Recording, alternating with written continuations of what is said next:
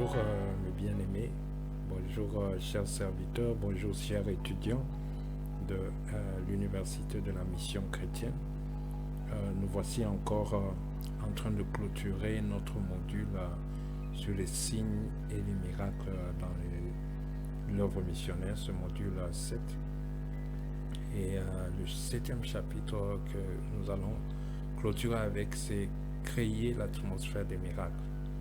Je vais parler sur comment créer l'atmosphère des miracles. Nous avons vu beaucoup de points, comment vous pouvez déclencher les miracles, même si vous n'avez pas le don. Et nous avons aussi parlé des dons de puissance, les dons de miracles, le don de foi et le don de guérison, comment ils opèrent. Donc, si quelqu'un a le don, les miracles peuvent se passer même sans son intervention, parce que le don, il est en lui. Dieu peut libérer, l'utiliser sans même son intervention. La personne peut être même endormie, mais Dieu peut l'utiliser pour déclencher sa puissance, parce que la personne, il a le don.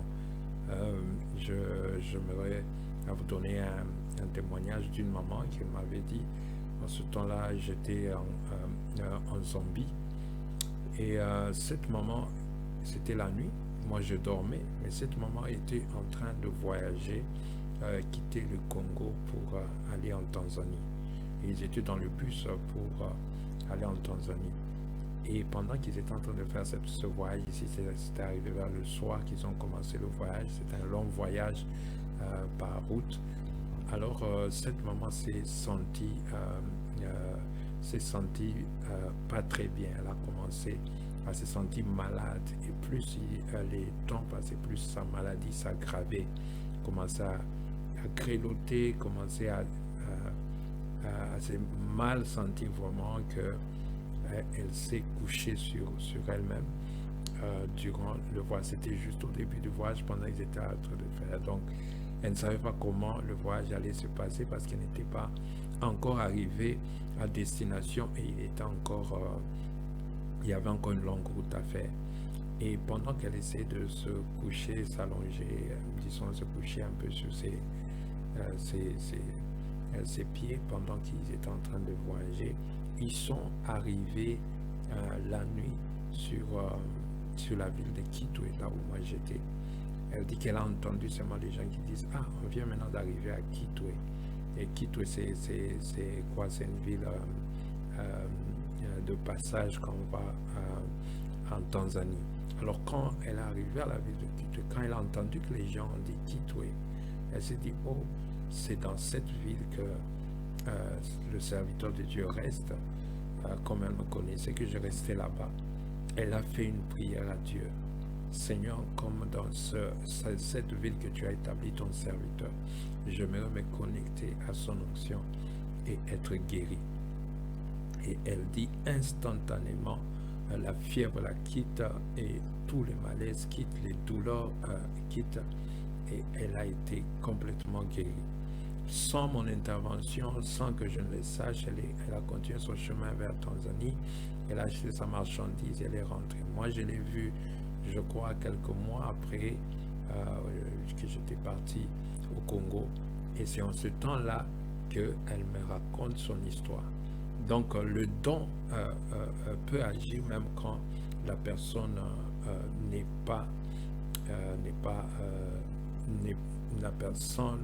la personne peut être même endormie, le don peut agir. Comme Jésus, une femme l'a touché, elle a dit si je touche seulement. Donc si la personne exerce seulement sa foi, la puissance de Dieu peut être libérée. J'ai vu, il y avait des gens, et une autre maman qui avait juste fait une offrande. Elle m'a fait une offrande, mais sans me dire, elle avait déjà fait une prière que si je donne ceci à cet homme de Dieu, que ceci m'arrive. Et la puissance de Dieu était libérée. Moi, sans le savoir, moi j'ai seulement pris l'offrande. Que Dieu te bénisse. Mais la puissance des miracles était libérée.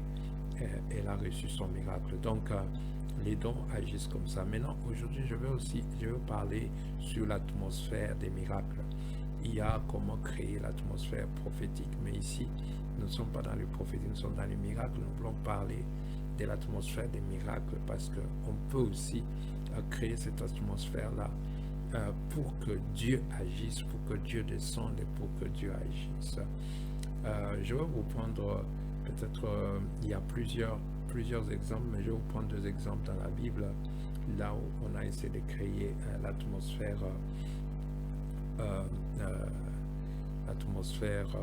des miracles. Là, nous sommes avec Élie au Mont Carmel. Élie au Mont Carmel avec les faux prophètes, les prophètes des Baal, d'Astarté, et puis avec tout le peuple. Souvenez-vous que le but premier du miracle, c'est que Dieu se fasse connaître. C'est un point qui ouvre déjà le ciel et prépare déjà l'atmosphère. Alors lui, il voulait que ce peuple connaisse qui est celui qui était Dieu. Alors il a dit, si, et là, je vous ai donné encore, je vous ai encore dit que par les miracles, la genèse des miracles, Dieu veut se faire connaître à son peuple, et Dieu veut se faire connaître aux païens. Et nous nous retrouvons à la montagne avec 2 catégories de personnes, le peuple de Dieu et les païens. Tous ils sont là. Alors, déjà, dans le but de se faire connaître, Élie dit, le Dieu qui va répondre par le feu, c'est le véritable Dieu. Et vous connaissez l'histoire, il a laissé les prophètes de Baal et d'Astarté commencer. Ils ont fait leur incantation, prière, quoi, ils se sont même blessés tous les corps et rien n'était arrivé. Alors, quand maintenant c'était le tour d'Élie, c'est là où, quand vous commencez au verset 31 jusqu'au verset 36, vous voyez qu'Élie commence à préparer, il commence à créer l'atmosphère, il commence à préparer cette atmosphère de miracle. La première des choses, il savait que s'il fallait d'abord amener ces gens-là à connaître Christ, il voulait faire connaître Dieu. C'est déjà un premier point qui ouvre le ciel. Quand votre intention, c'est de faire connaître Dieu. Nous, notre intention, c'est de faire connaître Christ, parce que Christ, il est la bonne nouvelle pour l'humanité. Celui qui est mort à la croix, c'est pas toi le prophète, c'est pas toi l'évangile, c'est toi pas le pasteur, c'est toi pas toi le serviteur de Dieu, mais c'est Christ qui est mort à la croix. Et c'est Christ la bonne nouvelle que nous portons pour dire à l'humanité, si tu as un problème, voici la bonne nouvelle, Jésus-Christ peut le résoudre. Donc, il avait déjà le premier point qui était positif.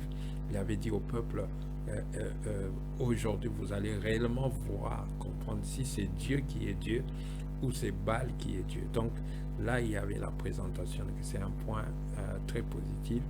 Et dans le verset 33, la Bible dit qu'il arrangea le bois, il coupa le taureau par morceaux et le plaça sur le bois.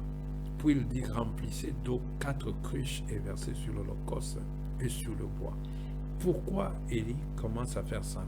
Il coupe le taureau, il le met sur l'holocauste. On avait dit seulement que le Dieu qui répondait par le feu sera le véritable. Donc il fallait seulement mettre le taureau sur l'holocauste et invoquer le feu. Mais Élie ne s'arrête pas là-bas. Élie coupe le taureau en morceaux et Élie demande qu'on mette l'eau et pas seulement une cruche. Il demande qu'on mette 4 cruches d'eau sur l'holocauste et sur le bois. Vous savez vous tous que l'eau, il est l'ennemi de feu. Le feu, avec l'eau, il ne s'accorde pas. Mais Élie crée, il vient mettre de l'eau sur l'holocauste. Et il dit même que faites-le une seconde fois. Et une seconde fois, on a encore fait ça, on a encore versé 4 cruches. Donc ça fait déjà 8. Et il fit une seconde fois. Faites-le une troisième fois. On a encore versé encore 4 cruches, ça fait 12 qu'il a versé. Et la Bible dit il le fit une troisième fois. Et le verset 35 dit que l'eau coula autour de l'autel et l'on a rempli aussi d'eau les fossés. Donc on avait créé des fossés, même dans les fossés, il y avait de l'eau. Donc c'était maintenant un endroit qui était maintenant submergé de l'eau. Qu'est-ce qu'il est en train de faire? Il est en train de créer l'atmosphère des miracles. Et cette atmosphère, c'est quoi? Il a rendu la situation impossible. Quand vous créez, vous rendez la situation impossible, que dans cette situation, l'homme ne peut pas faire. Il n'y a que Dieu qui peut faire. Dieu maintenant entre aussi en action. Quand la situation est impossible, donc Élie voulait rendre la situation devenir impossible pour que le miracle se fasse. Vous savez, notre Dieu, il est un Dieu multidimensionnel, il est un Dieu puissant. Vous pouvez aussi croire, mais souvent quand on vient avec une situation qui n'est pas à 100% impossible, on n'est pas très sûr si c'est Dieu ou si ce n'est pas Dieu quand il va agir. Donc les gens ne peuvent pas savoir si c'est Dieu. Imaginez-vous quelqu'un qui va, on lui donne des médicaments, on lui consulte, on lui donne tout, pendant qu'on le traite avec le médecin, et aussi il dit, il croit aussi à la prière, vous priez aussi pour lui. À ce moment, vous ne savez pas si c'est Dieu, si c'est les médicaments qui ont agi. Alors, mais il y a des situations où les médecins d'abord consultent, ils arrivent là, ils disent notre force est terminée. Aucun médicament ne peut maintenant traiter ça. Alors ça, c'est une situation d'impossibilité. La situation d'impossibilité ouvre aussi le ciel au miracle. Donc, j'ai dit la première des choses, c'est faire connaître Dieu. Le souci de faire connaître Dieu ouvre les miracles. Et la situation d'impossibilité qu'Élie a créée là ouvre aussi le miracle. Quand vous avez le souci que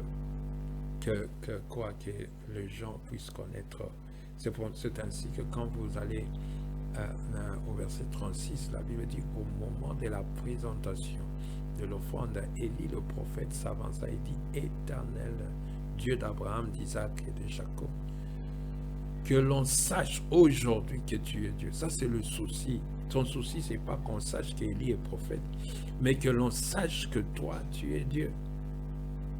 La première des choses, que l'on sache d'abord que tu es Dieu. Et que je suis ton serviteur. Donc, je suis ton serviteur vient après, mais que l'on sache d'abord que tu es Dieu. Ça doit être la chose primordiale. C'est une des choses qui ouvre, qui crée cette atmosphère des miracles. Là où il y a le souci qu'on connaisse Dieu, il y a une atmosphère des miracles qui s'ouvre. Là où il y a le souci qu'il y a une confrontation avec des incrédules qui veulent réellement savoir, est-ce que toi tu es vraiment un serviteur de Dieu, ils viennent tenter à ton ministère et que le nom de Dieu veut être bafoué. Le ciel s'ouvre, le ciel est prêt à s'ouvrir pour confirmer que Dieu est Dieu et que vous êtes son serviteur. Il y avait une maman là qui voulait essayer. Elle m'a dit ça, c'était à Kinshasa. Elle voulait essayer. Elle dit qu'elle savait. Moi, je ne savais pas. C'est elle qui me dit, une année après, elle me dit quand je l'ai rencontrée qu'elle voulait essayer réellement si elle sait, selon les médecins, que comment on appelle ça, le diabète, le problème de sucre, le diabète ne se termine jamais. C'est une histoire que tu vis avec ça pour la vie, tu es avec ça pour la vie. Alors, moi, j'étais en train de faire le service, j'étais invité et j'étais en train de faire le service. Cette maman est venue pour tenter de dire, je me revois réellement si Dieu, par ce serviteur, a guéri ce problème de sucre. Il peut guérir mon problème de diabète de sucre. Donc, elle est venue, elle m'a dit si elle m'avait touché, je ne sais pas si j'avais prié pour elle. Et j'avais dit que j'ordonne que le sucre devienne normal. Le taux de sucre devienne normal. Et ils sont partis. Elle a dit qu'elle a observé pendant une année. Parce que moi, je l'ai rencontré une année après. Elle me donne son témoignage qu'elle a observé pendant une année. Le taux de sucre n'a jamais monté, n'a jamais descendu. C'est devenu intact. Et elle était convaincue réellement que Dieu est Dieu. Et que nous sommes aussi son serviteur. Donc, c'est une chose très importante, c'est que le souci d'abord de faire connaître Dieu. Le souci de faire connaître Dieu. Vous savez, quand tu as le souci de faire connaître Dieu, tu peux faire même, il y a des miracles que Jésus a fait en cachette. Parce qu'il n'avait pas le souci de lui, il avait le souci que les gens connaissent le Père. il a fait des miracles en cachette. Est-ce que tu peux faire les miracles en cachette? Ou vous n'êtes qu'avec la personne, tu pries pour lui, la personne reçoit son miracle et puis toi tu t'envoies de ton côté, lui aussi s'envoie de son côté. C'est une chose. Je me souviens, j'avais prié pour un aveugle et il a vu. C'était dans une conférence que je n'étais pas orateur, mais je suis parti là-bas pour assister. Seulement un simple homme de Dieu était parti assister et je connaissais le pasteur là-bas et nous sommes partis là-bas. Nous sommes arrivés là-bas, la conférence s'est bien passée, on a clôturé, c'était le jour de la clôture et c'était l'homme de Dieu qui est l'hôte de la conférence qui avait clôturé. Et nous étions bénis, là c'était je crois à Lusaka. Et pendant que nous voulions quitter, on nous a pris, il y avait d'autres hommes de Dieu, tous les hommes de Dieu qui étaient là comme des invités, on nous a fait entrer dans un bureau, donc on donnait le rafraîchissement et on parlait. Et subitement, un couple est venu, le mari était complètement aveugle. Il était complètement aveugle. Et il a parlé à l'homme de Dieu. Il n'était pas venu pour être guéri réellement de leur parce que ça fait 2 ans qu'il était aveugle et il était venu pour se dire, il passait maintenant de moments difficiles financiers parce que le mari ne travaillait plus et tout était bloqué financièrement. Il s'était dit, comme les hommes de Dieu sont là, si beaucoup des hommes de Dieu peuvent prier pour mon mari, pour notre situation, ça va se décanter, les choses vont se décanter. Et c'est comme ça, parler avec l'homme de Dieu aussi a cherché, voulait que d'appeler tous les hommes de Dieu pour prier pour lui. Il m'a appelé moi, il a dit, peux-tu prendre des programmes de prière avec eux? Vous savez, il y a une autre dimension. Souvent quand on voit une chose qui est très grande, nous avons toujours l'impression de faire un grand programme de prière parce qu'on sait que le problème est trop grand. Nous prenons des programmes de prière. Mais en prenant de longs programmes de prière, ça diminue l'impossibilité, ça montre que c'est toi qui veux faire, c'est cette prière-là qui veut agir et ça ferme l'atmosphère des miracles. Donc, je ne suis pas contre de prière, il y a des choses qu'il faut prendre des temps de prière, mais il y a des choses qu'il faut savoir que est-ce que quand je prends ce grand programme de prière, c'est pour glorifier Dieu ou c'est pour diminuer sa puissance? Parce qu'il y a des longues prières qu'on fait sur un cas d'une personne, ça diminue complètement la foi, ça ferme complètement l'atmosphère au miracle, parce que nous voulons montrer que c'est pas notre prière, parce que avec ça, si nous faisons 10, 40 jours de prière, les choses vont changer. Alors quand tu as déjà le soubassement comme ça, tu fermes le ciel. Tu fermes le ciel. Alors eux voulaient qu'on prenne un programme de prière. Et moi, je me suis dit, si je prends un programme de prière, le ciel va se fermer. J'ai écouté la femme, elle m'a parlé, elle a expliqué comment son mari est devenu aveugle, elle a expliqué comment ils sont en train de passer de moments difficiles. Alors je lui ai posé la question, est-ce que tu peux croire que Dieu peut guérir, donner la vue à ton mari maintenant? Pourquoi j'avais dit ça? Parce que j'avais eu compassion. La compassion aussi, c'est une aussi des choses qui ouvrent le ciel. Quand tu sens vraiment, tu es touché par le cas de la personne, tu te sens impliqué, tu te dis, non, il y a des gens qui ont des problèmes qui peuvent te faire aussi pleurer. C'est la compassion. Quand tu es ému de compassion, la compassion ouvre le ciel. Là où il y a la compassion, ça crée l'atmosphère des miracles. Donc, j'ai senti la compassion quand je lui ai dit ça. Elle a dit, oui, je crois. Alors, j'ai prié et j'ai fait la prière pendant que j'ai dit, maintenant, son mari, regarde-moi. Directement, les yeux s'ouvrent. Et cet homme a été guéri instantanément. Et j'ai appelé le pasteur parce que tous m'avaient quitté, même tous les hommes de Dieu avaient quitté le bureau pour me laisser moi-même seul avec cet homme-là. Le miracle s'est fait en cachette et dès que J'ai appelé l'homme de Dieu pour lui dire, le monsieur peut voir. Même l'homme de Dieu ne croyait pas que le monsieur pouvait voir. Il dit, non, c'est pas vrai. Est-ce qu'il voit? Le monsieur a dit, pasteur, je peux te voir. Il teste et le teste. Le pasteur dit, tout ce que tu fais là, je vois, tu fais ça, tu fais ça. Alors le pasteur dit, est-ce que tu peux toi-même te lever, marcher, parce qu'il était toujours soutenu par sa femme qui le tenait à la main. Est-ce que tu peux marcher pour aller vers ta voiture? Et le monsieur l'a fait, il marchait vers la voiture et la femme était en train de le suivre derrière. Et moi aussi, je suis sorti, j'ai pris la voiture qui m'avait amené et je suis rentré. Donc, c'était un miracle qu'on a fait en cachette. Jésus faisait d'autres choses en cachette.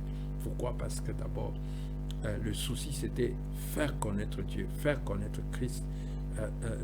Pas se faire connaître, mais faire connaître Christ. Il y a un autre verset que je vais terminer avec ça, c'est de Jésus avec l'homme à la main sèche. Jésus voit cet homme à la main sèche dans la synagogue. Il veut faire le miracle. Jésus veut d'abord créer l'atmosphère pour libérer le miracle. Il dit, lui Jésus, il crie, il dit, est-il permis le jour de sabbat de faire du bien ou de faire du mal, de sauver une personne ou de la tuer? Il pose cette question parce qu'il voulait créer l'atmosphère des miracles. Vous savez que quand quelqu'un est en train de se mourir et que vous voulez le secourir, quand quelqu'un a un problème que vous voulez le secourir, il dit, est-ce qu'il est permis de faire du bien? Est-ce qu'il est permis de faire du bien? Si tu as le souci de faire le bien, tu ouvres l'atmosphère au miracle. Jésus est venu pour les gens qui ont des problèmes. Jésus est venu pour résoudre les problèmes. Et la bonne nouvelle, c'est amener que Dieu vient donner la paix là où il n'y a pas la paix. Quand nous trouvons quelqu'un dans les problèmes, le ciel est ouvert s'il faut lui faire du bien ou il faut la sauver, cette personne qui est perdue. Donc le ciel s'ouvre déjà quand il y a un cas, une situation de mort, une situation de mal. Le monde des ténèbres, on appelle ça affliction. Le monde des ténèbres est expert dans les afflictions, de mettre les afflictions dans nos vies, dans les vies des gens. Quand vous trouvez quelqu'un qui est affligé et que vous avez le souci de lui faire du bien, Jésus pose la question, est-il permis? Et dès que tous ces gens-là se sont rendus compte que dans cette situation, on ne sait pas faire, parce que non, on ne peut pas dire non, parce que normalement, il faut faire du bien. Il faut sauver une personne qui se perd. Donc, directement, le ciel était ouvert. Jésus a préparé, dans cette question, il est en train de préparer l'atmosphère des miracles. Et quand ces gens ne pouvaient pas répliquer, directement, Jésus dit à l'homme de la main sèche, allez, étends ta main, et il était guéri. Donc, pour clôturer rapidement comment créer l'atmosphère des miracles, il y a des choses qui créent l'atmosphère des miracles quand nous savons présenter Christ et nous avons le souci de le faire connaître. Tout le temps que vous travaillez, ayez le souci de faire connaître Christ. Ayez le souci de le présenter lui d'abord. Et la deuxième chose, c'est la compassion. J'ai parlé, la compassion est aussi très importante. Ça ouvre les portes. Si vous voulez savoir plus sur la compassion, nous avons tout un cours, le module 2 sur la compassion. Vous pouvez beaucoup apprendre. Ça ouvre les portes au miracle. Et le besoin. Le miracle de Dieu s'est fait quand il y a le besoin. Le miracle ne se fait pas sans besoin. Quand il y a un besoin, directement, quelque chose peut se passer. Directement, le ciel est ouvert parce qu'il y a un besoin. Il y a un besoin. Je devais aller prêcher quelque part et que je me retrouvais que j'avais pas d'argent. J'avais juste l'argent pour le taxi aller. Je me demandais comment j'allais rentrer. Alors, comme il y avait le besoin, je me suis dit, j'ai pris le billet, je le mets sur la table, j'ai prié, j'ai dit, Seigneur, je multiplie cet argent. Parce que je suis en train d'aller faire l'œuvre de Dieu, je multiplie cet argent au nom de Jésus. Et quand j'ai dit Amen, l'argent était seulement le même argent là. Et j'ai pris le taxi, là c'était, je crois, à Kinshasa. J'ai pris le taxi pour aller, amène-moi au lieu de la prière. Et lorsque je suis arrivé au lieu du culte, en descendant comme ça, j'enlève cet argent pour payer. Directement, au même moment où je paye, j'entends une maman qui venait de loin en train de crier, homme de Dieu, gloire à Dieu, je t'ai retrouvé, je te cherchais. Et je dis quoi? Elle dit, je suis pressé, je n'ai pas de temps à parler avec toi parce que je suis pressé. Je voulais juste te donner cette enveloppe. Elle m'a donné l'enveloppe qui avait beaucoup d'argent. Donc j'ai compris que c'est comme ça que Dieu a multiplié cet argent. Le besoin, il est important, ça libère le miracle. Le miracle ne se fait pas seulement dans le vide comme ça, il n'y a pas de besoin. L'impossibilité, il faut toujours créer la situation de l'impossibilité afin que l'atmosphère s'ouvre. Quand il y a une situation qu'un homme ne peut pas intervenir, une situation d'une femme qui devient tellement impossible que la main de l'homme est incapable, le ciel est prêt pour intervenir. Et le dernier point, c'est qu'il faut laisser Dieu, le maître des opérations, agir selon ses voies. Il faut savoir laisser Dieu agir selon ses voies.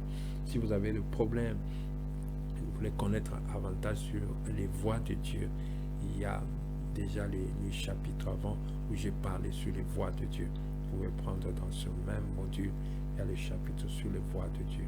Que Dieu vous bénisse beaucoup. Créez toujours l'atmosphère des miracles. Même sans don en croyant, Dieu va agir, quelle que soit la situation. Que Dieu vous bénisse.